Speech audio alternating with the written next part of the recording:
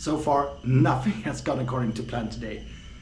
I was gonna do a bunch of things in the morning and then I had other things to do in the afternoon, and now it's, I don't even know what time it is. I think it's like 2 o'clock in the afternoon, and I've done nothing of those things that I intended to do.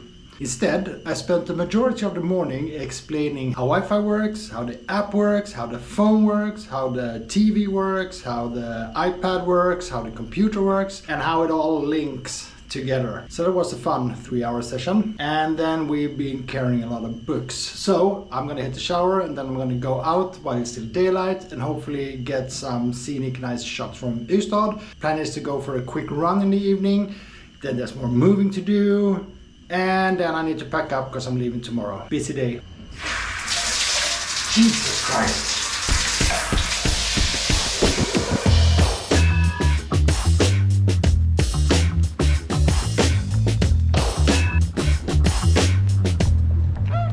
So this is the harbor in Ystad. It's a very prominent feature of the town. It's not a big town. I think there's about 30,000 people living in the city. And the harbor has always been a really big thing because you can go to a Danish island from here, and you can also go to Poland and I think somewhere else nowadays. I don't know.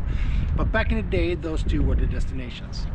One of the Polish ferries named Jan Heweliusz sank on its way from Świnoujście in Poland to Ystad. This happened in the mid-90s. The vessel was riddled with faults and manufacturing errors, which caused it to be in so many different accidents leading up to the night when it actually went down to the bottom. I remember being super fascinated about this ship. I loved it when I was a kid. One time, right behind me where the other ferries are, either where the Polferry ferry is or the whatever that thing is, one of those two places is where it tipped over and leaned over to the port, capsized. I don't know if that's a term, who cares. That's where it was. I was standing pretty much right here as a kid watching this thing, and you can also go out, which you can probably not see here because we have the sun right in front of us, but back in the days you were allowed to walk out there and you can see it from the front.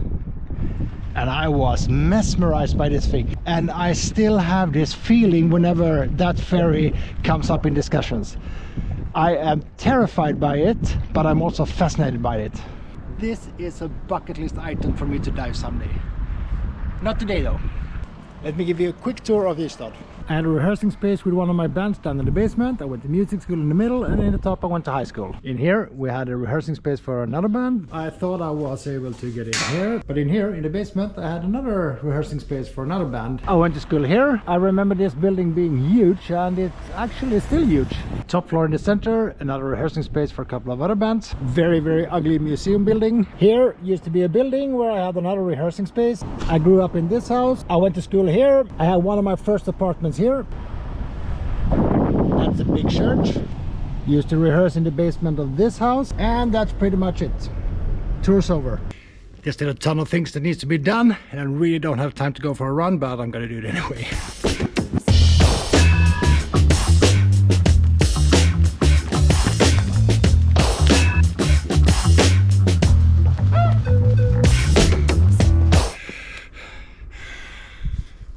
Not the longest run, but it felt good anyways. So now all that's left is packing up all my stuff. I need to eat something. I need to keep carrying the furnitures from one room to another to help out my parents. Then I need to go to bed because tomorrow morning I'm going to wake up super early, taking the train to Malmö, and from Malmö to Copenhagen, and then I'm flying out from Copenhagen at 10 in the morning.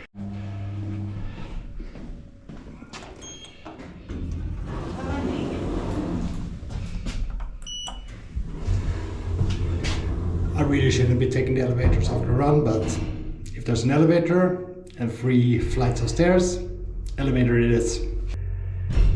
Plan 3.